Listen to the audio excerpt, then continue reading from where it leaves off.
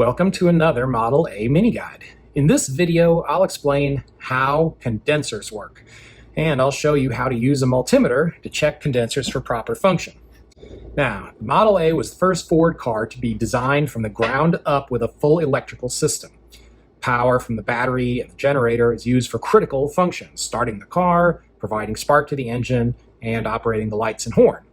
Today we're going to focus on just one piece of that system, the condenser. Now, condenser is just another word for capacitor. An electrical capacitor is a component that takes in electrical energy and then gives it back. Takes it in and gives it back over and over. It works like a rubber band in a slingshot. Electric current enters the capacitor, gives it a charge. The size of the charge depends on the size and composition of the capacitor. So for example, this is a capacitor that came out of an air compressor. This capacitor has about 100 times the capacity of the condenser that you're going to find in a Model A. Now, like a rubber band, a condenser will only hold a charge as long as there's voltage pressure on it, pushing that charge into the condenser. The higher the pressure, the more charge it'll hold. If that voltage drops, it gives back the charge in the reverse direction. This is a Model A distributor. This one uses the V8 points setup, where the condenser is located on the upper plate instead of the stock setup where it's inside the body. This one actually has a false condenser in the stock location, which you can see right there. I'm going to use this one because it's a little easier to see what's going on with the condenser exposed. Now, when the points are closed, so they're closed right now, current flows from the battery through the ignition switch in the coil primary winding into the distributor, comes in right here through the ignition cable, and it flows up through this pigtail wire, past the condenser, across the points, and back to ground. So the ground path is through the body of the distributor and then into the engine, from the engine into the chassis. I'll show you on this schematic, again, same thing I just explained. So power comes from the battery, across the switch, goes into the coil, primary winding of the coil, it comes out, and then the points in the condenser are connected in parallel. The condenser presents resistance, so when the points are closed, current's going to flow through the points, into the chassis, and then back to ground. So with the points closed, as I said, no current flows through the condenser because it has some resistance, like a rubber band. Whereas there's less resistance, you just flow right across the points and back into the ground. So when the points are closed, the condenser doesn't charge, just sits there. Now, when the points begin to open, you probably can't see, but they're just opening there, a bunch of stuff happens very quickly. All of a sudden, there's this teeny tiny air gap that the current has to jump across. That air gap creates resistance. Air is a poor conductor. So even 1/1000th of an inch of air presents some resistance. But look here, the condenser is sitting right here along the path of the current. It has less resistance than the air. So now, for a tiny fraction of a second, this electrical current's going to stop trying to flow across the gap between the points, and instead it's going to push into the condenser, stretching that rubber band a little bit as the condenser stores up electrical charge. Now, after just a little tiny fraction of a second more, the 6 volts of pressure, voltage, right, which is coming out of the battery is going to be unable to push more charge into the condenser. The resistance will be too high. So now the current's going to try to go somewhere else. But we've done a little sleight of hand here because while that current was pushing into the condenser, the cam has continued to turn and the points have continued to open. So now they're at their maximum opening, which I hope is about 0.020 inches. And now this gap is just too wide to be crossed by a little 6-volt circuit. So that means the circuit's broken. Now the current flow drops to 0 in the circuit. When the current flow drops to 0, an amazing thing happens in the ignition coil. So this is a coil, just in case you forgot here. This drawing's not quite exact, but you've got a high tension terminal here and two low tension terminals here and here. And the way a coil is organized on the inside is you've got a soft iron core on the inside, then one of these coils, and to be honest, I am not sure which one, one of these terminals has two wires coming off it. One goes to the primary winding, which is big fat wires that wind around the core just a few times and then exit again at the other terminal. But then the other wire coming off this terminal goes to the secondary winding, which is a small wire, winds many, many, many times around the core, and then it exits here at the high tension terminal. So anyway, that's a very simplified version of a coil. So what happens is that when the primary current is flowing across this iron core, it generates a magnetic field in this core. And when the current stops, drops to zero, this crazy thing happens, which is that that magnetic field collapses and releases a bunch of energy that was being stored in that field. And that energy is going to go back into the primary circuit. So we're not at the secondary circuit yet. That energy is going to go back into the primary circuit as a very high voltage, maybe 100 volts. So now there's 100 volts of pressure pressing on the condenser. It's going to stretch a lot farther, packing even more electrons into it. Now it only takes a microsecond for that high pressure to be exhausted as this field drops to zero. And with the pressure off, the condenser suddenly doesn't have anything holding those electrons in, and it releases all that current back in the opposite direction, back down this wire, back into the lower plate, back up the ignition cable, back across the primary winding into the battery. Because remember, because you may be thinking, well, wait, I thought charge flowed this way. Well, yeah, but suddenly you've got 100 volts in here. So this charge is actually going to flow back into the battery, which is only putting out 6 volts. Remember how you charge a battery? You put higher voltage, so for a 6-volt battery, 7 volts is enough to charge it. You put 100 volts in here, it's going to go back into the battery. So all that energy in the condenser goes back into the battery, and as it goes across the primary winding in the coil, it creates a new magnetic field there whose polarity is the opposite of the one that existed there just a moment before.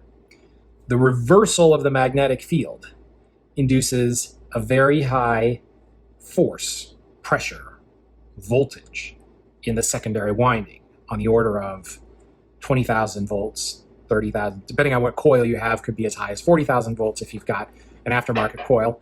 And that pressure is what creates a spark strong enough to fire the cylinders in the engine.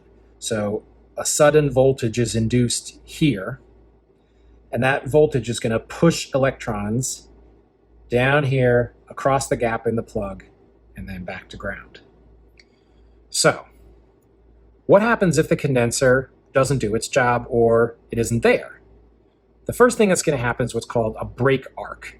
Now, if you've ever pulled an electrical cord out of an outlet and you've seen a flash of light, that's a break arc. So as the points open, I open them extra wide for dramatic effect, and the circuit breaks, that 100 volts that gets induced in the primary winding has to go somewhere. And if the condenser's not there, it's going to go to ground by jumping across the points in an electric arc. And over time, the high energy that's in that break arc causes your contacts on the points to corrode or even erode until they no longer work. So this is thing number one that a condenser does: contact protection on the contact breaker. It prevents a destructive electrical arc from forming as the points open. The second thing is that it enables that momentary high voltage current to oscillate back across the primary winding, right? So it stores it up and then pushes it back across here, which induces the reversed magnetic field in the coil. And that magnifies the voltage in the secondary winding. So in other words, if all you did was you induced a magnetic field here, and then you just let it go to 0, you'd get half of the strength of the spark that you get if you induce the field here and then you push the current back the other way, so the field drops to 0 and then goes reversed. So you get a much bigger response here, creates a much stronger spark. So that is what you get if your condenser is bad. You get weak spark and arcing at the points. So how can you test your condenser, or the condensers that you have in your spare parts, to see if they're bad? Well, what I'm going to show you today is how to do this with a multimeter. And there's 3 types of multimeters that you're generally going to run into. The first type is an analog multimeter. You don't see these for sale much anymore, but if you can find one, they're lightweight and durable, and they are good for a couple of specific tests, like, for example, to test your coil polarity. The second type is a consumer digital multimeter. These usually cost less than $20. They can handle basic tests like whether you have a good ground, what voltage you're getting off your battery. Third type is a pro multimeter. This one's actually a combined multimeter and clamp meter. Sometimes these are called Fluke meters. Fluke is a company that has a lot of the market share for this type of multimeter. This one is Kaiweets HT208D. These cost about $80 to $90. For the test we're going to do in this video, you could get away with buying the HT206D, which is about half the price of this one. Kaiweets meters are much cheaper than Fluke meters, and for the test that we're doing here, with the amount of accuracy that we need here, they're just as good. Now, the condensers that I'll be testing in this video are actually Model B condensers. Just some quick background. In 1932, Ford discontinued the Model A and introduced the Model B, which had a lot of incremental improvements. One of them was an improved distributor.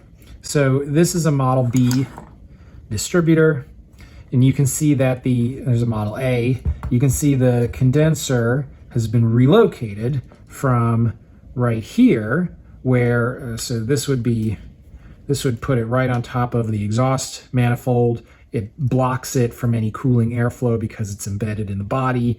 And they relocated it from there to the far side. So these are in the same orientation. So you can see the condenser has gone from this side to the far side way over here, where it's on top of the cylinder head. You can see it's right on top of that indexing pin right there. And it's open path. It's right in the path of the radiator fan. So I'll cover the B distributor in more detail in another video. The condensers for the Model B are basically the same as the Model A. They just use this little pigtail wire. The reason I'm using Model B condensers instead of Model A condensers is I had a bunch of them lying around, and I've already tested them, so I know some of them are good and some of them are bad, and that makes these a good subject for a video. When you test a capacitor, the first thing you're going to test is its capacitance. In other words, the amount of charge it can hold. The unit for this is microfarads, which is, usually you'll see it written MFD, or sometimes you'll see UF. If you want to be technically correct, you write it ME-F, that's a capital F. This is the Greek letter me for micro. A microfarad is a millionth of a farad. 1 farad is about the capacitance of the Earth's atmosphere. That's today's random trivia fact for you. Now, a couple of different official specs exist for the capacitance of a Model A condenser. If you look in the service bulletins, you'll see it listed as about 0.20 to 0.25 microfarads. But then there is also an extant letter from Ford's service department, which spec'd it at 0.3 microfarads at 540 volts. Now, I haven't seen any official spec for the Model B condenser, but the V8 and the V12 condensers that Ford was making around that time, those were spec'd at 0.30 to 0.36 microfarads. So I would imagine that they would be somewhere between the two. So for testing purposes, let's just say we're looking for something between 0.20 and 0.36 microfarads. I know that sounds like a big range, but in practice, most of the time these things are either going to be good or way off, so I'm not too worried. When you test a condenser, a couple things that you want to do. First, you want to make sure that the terminals are clean and free from corrosion. Second, you want to make sure it's discharged, which you can do by shorting the terminal to the case. Third, you want to place the condenser on an insulated surface like this whiteboard. And then last, make sure that while you're testing it, you don't touch it with your hands because the capacitance of your skin is going to distort the reading. So to get started, we're going to set the multimeter dial to capacitance, which is denoted by the label that looks like one of these. You can see that. I don't know if you can see that right there. This is the universal symbol for a capacitor, and capacitance is option 4. Cycle through that. So notice here that the readout is showing NF nanofarads as the unit. Nano is just 1,000 times less than micro. So if we're looking for 0.20 to 0.36 microfarads, that's the same as looking for 200 to 360 nanofarads. So contacts are clean, shorted out, and we're ready to test.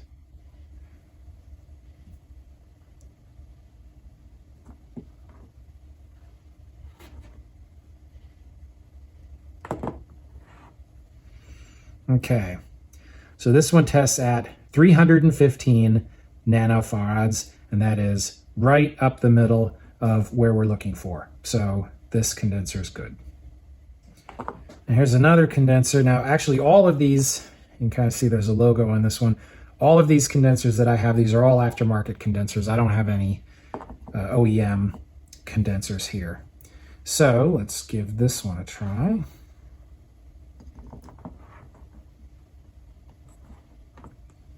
Okay.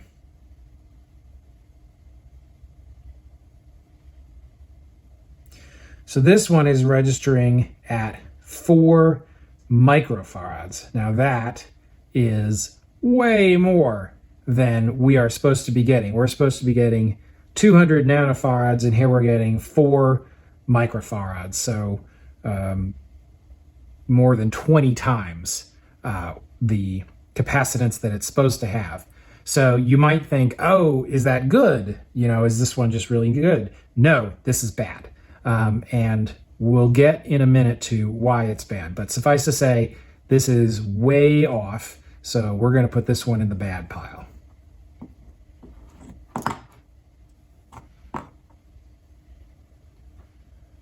All right, here's another one.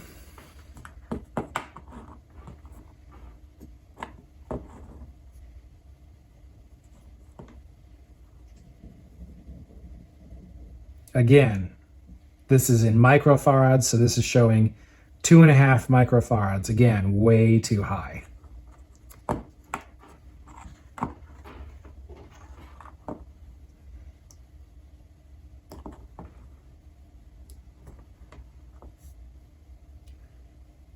And this one is good, right down the middle, 319 nanofarads. So this one is also good.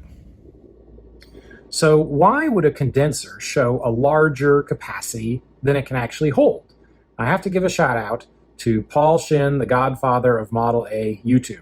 I asked this question, and Paul, who in addition to his Model A work is also a radio engineer, told me that this type of multimeter will give that kind of reading if the condenser leaks. So what does it mean for a condenser to leak? Well, to answer that question, we got to talk about how these condensers are constructed. So taking one of the ones that tested bad. So here's what it looked like. I got 2 of these. So here's what it looks like before you cut it open. And then I just took a hacksaw. To this. So you can see the pigtail ends right there. You got some crud, some black crud, and then this empty cylinder. And then inside the cylinder, inside this empty case, was a rolled up coil of stuff, and on the outside was this kind of wax paper thing going around it, and inside was this. So this is what's called a paper capacitor. And Model A condensers are constructed exactly in the same way. There's a Model B condenser, but the Model A condensers are the same. Now, in its most basic form, a capacitor consists of two conductors separated by an insulating layer called the dielectric. And if you look at this symbol for capacitor, that's exactly what's shown. I mean, that's a capacitor symbol right there. In the earliest capacitors, this was just air in here, but it can be any insulating material. And that's exactly what you have here. So what's on the inside of this condenser is two strips of foil backed by this kind of wax paper. And they've been rolled up many, many layers, rolled around like that. So you've got two conductors and a dielectric, and that's just what you have here. Two strips of aluminum foil with wax paper layers between them. And the way that this works is one of these aluminum strips, I don't know which one, but one of them is wired to the pigtail, and then the other one is wired to the ground through the case by this strap here. So when I took this apart, this strap was kind of on the outside. So it connects one of these aluminum foil strips to the case and grounds it. And the two strips, I mean, they're doing it now because I took it apart, but when they're in their case, the two strips never touch each other. There's always a layer of wax paper between them. And when an electric charge is applied to one of them, the resulting electric field passes through the wax paper and induces an opposite charge on the other one. Remember that the electrons that carry the charge, the electrons don't pass through the wax paper because it's an insulator. But the photons that carry the electromagnetic force, those can pass through it. So the charge, you apply a current and the charge builds up on this strip, but there's nowhere for it to go. So it just stores it. But aha, leakage. You see, no dielectric insulator is perfect. There's always a few electrons that get through. And as the insulator ages, more and more electrons can get through to the other side. I mean, maybe the paper gets heat damage. I don't know if you can see, there's a little starting to char a little bit there. Maybe it absorbs water. That's a very common thing. These would absorb water. Water, of course, is conductive. And this roll, which is supposed to seal the paper inside the condenser, well, you know, maybe it melts a little bit, or the adhesive comes off. And in fact, this is what happened to original Model A condensers, and it's why you almost never see anyone running an original condenser. As the insulator degrades, it goes from being a dielectric, which doesn't pass current, to a conductor, which does. And electrons start to leak over from this strip to this strip. And then from this strip, they can jump to ground. And if that happens in a working distributor, right, if this is in a car, what's the result? Well, what we talked about earlier, that oscillating between the condenser and the coil, that high voltage going back and forth, causing the magnetic field to reverse, that gets weaker and weaker because there's less current trapped in that cycle, and the spark gets weaker. And eventually, as this breaks down, you get no spark at all. So now that we've talked about leakage and what leakage is, I'm going to show you two tests that you can do on a condenser to see if it leaks. Now, ideally, we should do these tests here at room temperature, and then again with the condenser heated up to engine temperature, which is about 160 degrees or so. I'm going to let you guys do that at home. The first thing that we'll check is resistance. So this multimeter has a resistance test mode where it increases the voltage gradually up to 250 volts. Now, that should be well below the breakdown voltage of the dielectric in a wax paper condenser in good condition. So what do we think will happen with a good condenser? Got my good condenser here, and a bad condenser. Got my naughty condenser over there. In this test. So make a little chart. And so I've got resistance here and time over there. So what do we think will happen? Well, with a good condenser, we should see the resistance start low, and then as the aluminum foil charges up, the resistance should get higher and higher and higher, and basically go to infinity if we wait long enough. With a bad condenser, where the dielectric is conducting electrons across, even when the voltage is low, we should see a sort of a sawtooth pattern, where the resistance increases and then drops and then increases and drops again and again. And this, as the electrons leak across, the resistance should drop and then go up again. So let's check a good condenser and a bad one and see what happens.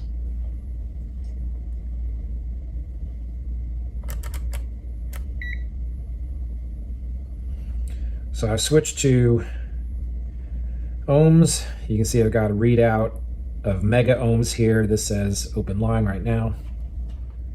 And see what it does.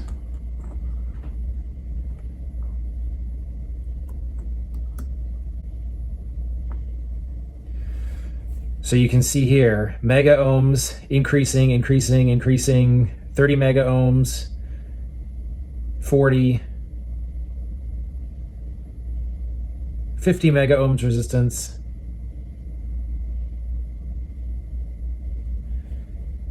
60.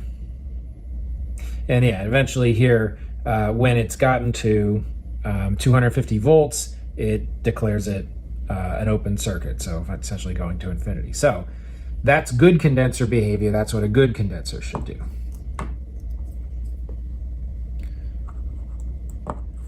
Short that out. Okay, so here's a bad condenser. So let's see what the bad condenser does.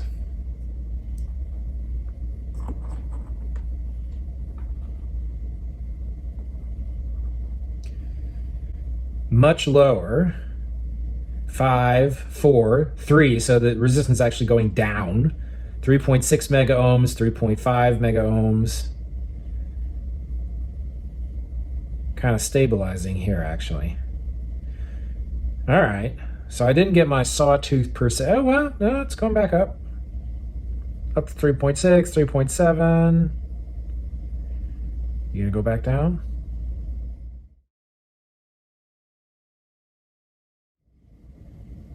All right, well, so my hypothesis was wrong. It's not going in a sawtooth pattern, but it is 10 times less resistance than the good condenser. So it's only gotten up to 6 mega ohms instead of 60. I've got one more bad one here. Let's see what this one does.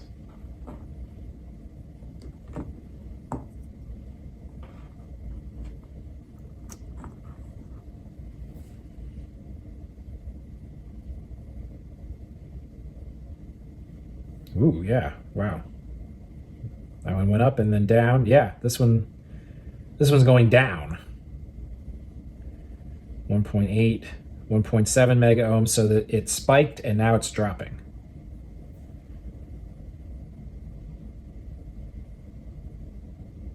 Yep. So as the voltage is increasing, the leakage is increasing. Oh, now it's going back up. I should have tested this one first. So instead of a sawtooth, So we didn't get this.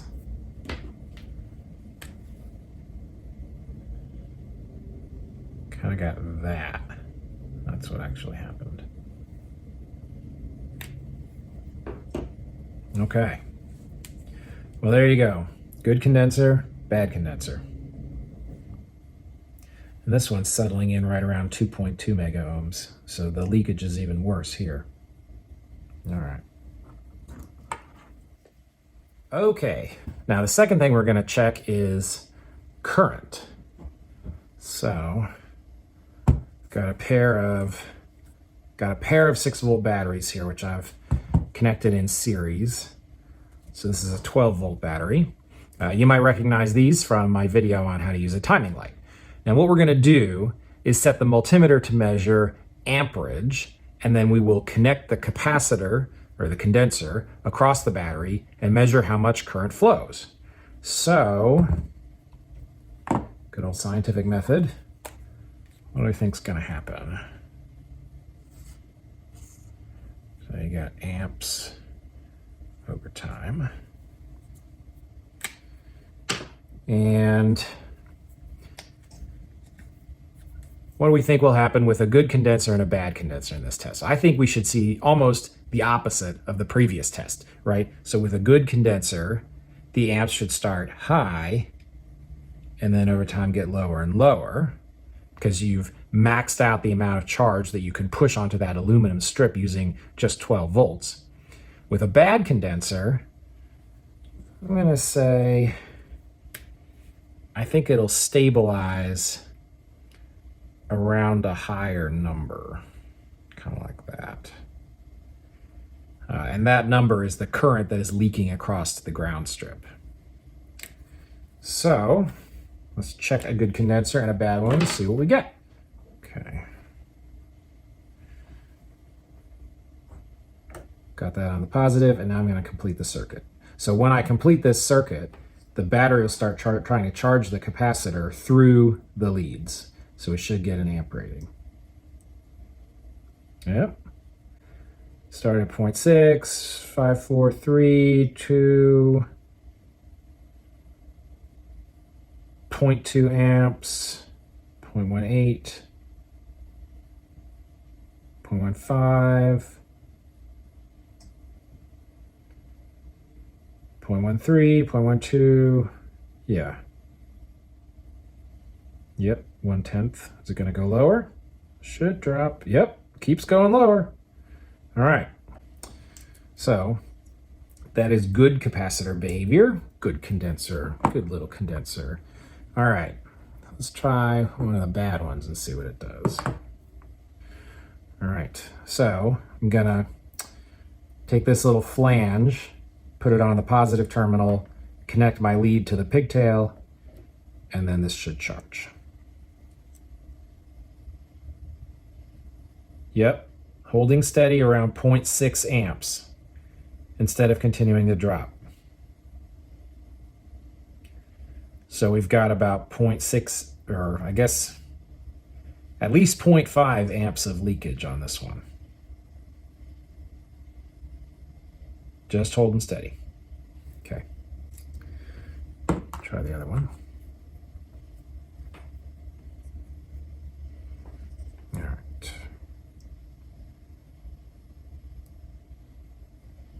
Okay, ready? 0.7. Yep. Just holding right there. Pretty steady 0.6 amps. Just leaking right through these. Okay.